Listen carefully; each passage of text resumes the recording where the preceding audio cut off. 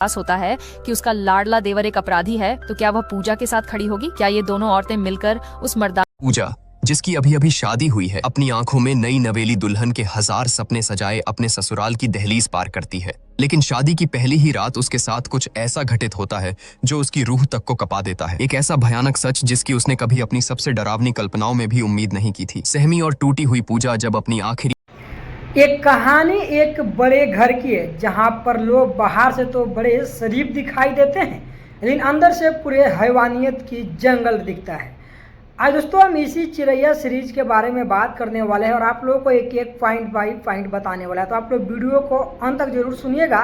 बहुओं पर जुल्म करता है। कहानी में पूजा की नई नई शादी अरुण से होती है, जो पहली रात उसके साथ दरिंदगी करता है। जब पूजा अपनी जेठानी कमलेश को सब बताती है तो पहले तो उसे घर की इज्जत के नाम पर चुप करा दिया जाता है, पर जब कमलेश को एहसास होता है कि उसका लानगी और झूठी इज्जत वाले समाज को हरा पाएंगी, क्या पूजा को न्याय मिलेगा? ये सीरीज कंसेंट मतलब सहमति जैसे जरूरी मुद्दे को उठाती है। पूरी कहानी जानने के लिए वीडियो को फिर आप लोग को समझ में आएगा कि आखिर ये सीरीज इतना बेहतरीन क्यों है।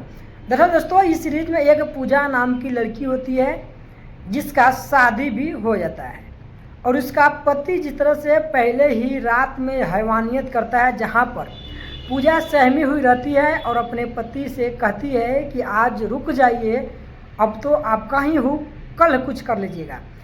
लेकिन वहाँ पे उसके पति ने कोई किसी का भी नहीं सुनता है प्रकाश, और फिर उसके साथ जबरन करता है और उसके साथ मारपीट भी करता है और पूरी तरह से दरिंदगी का हद पार करता है। उसको जिस तरह से चूहा नोचता है उस तरह से पूजा को नोच नोच कर खाने लगता है।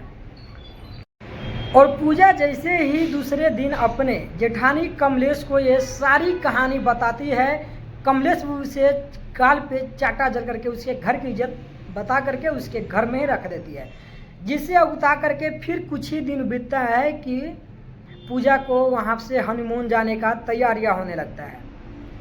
फिर पूजा सहम जाती है और सोचती है जब इस घर में इस तरह से था तो वहाँ पे ये क्या करेगा, और वो मायके जाने के लिए तैयारी करती है, बट उनको मायके न जाने दिया जाता है। दोस्तों यही रीज़न है जो बड़े बड़े घरों में आए दिन हकीकत में जो होता है, बाहर से लोग संस्कारी बनता है लेकिन अंदर में दरिंदगी भरा रहता है। बल्कि जब पति पत्नी का शादी हुआ तो क्या दोनों के सहमति से कुछ होना चाहिए, ये अधिकार भी है, लेकिन यहाँ पे पूरी तरह से पूजा के साथ में हैवानियत ही हैवानियत होता है और तमाम सारी चीज़ चलते रहता है। फिर पूजा डरी सहमी चली जाती है हनीमून पे, फिर उससे सहमते हुए उसके साथ गबड़न होता है। फिर वो दूसरे दिन बाथरूम जाती है और वहाँ से कहती है, पीरियड का बहाना बनाती है कि उसका पति उसके साथ ना गलत करे, लेकिन वो उसका पति फिर दरवाज़ा खटखटाता है और कहता है कि तुम मुझे सबूत बताओ। फिर अपने आप पे अपने डर से वो ब्लेड मार लेती है अपने प्राइवेट पार्टों पे। फिर जब वो हनीमून से लौट कर आती है तो पता चलता है कि उसको बीमारी हो गया है। ये सारी बातें जब पहुंचती है वहाँ से उसका जेठानी तो बताती है कमला कि भैया क्या हुआ, तुमको कैसे हुआ, तो उसने बताया किस तरह से मुझे दरिंदगी हुआ। फिर जाकर के सारे सच्चाई को एक तरफ सुनी और तब जाकर के इसका जंग छिड़ा और अपने वो देवर के बारे में समझी कि कितना बड़ा हैवानियत में पाल रखा हो, कितने बड़ा दरिंदगी को। अगर आप लोग वीडियो में देखिए खुद आप लोग को समझ आएगा। तो वीडियो आप लोग को अगर अच्छा लगे तो ज़्यादा वीडियो को शेयर करें।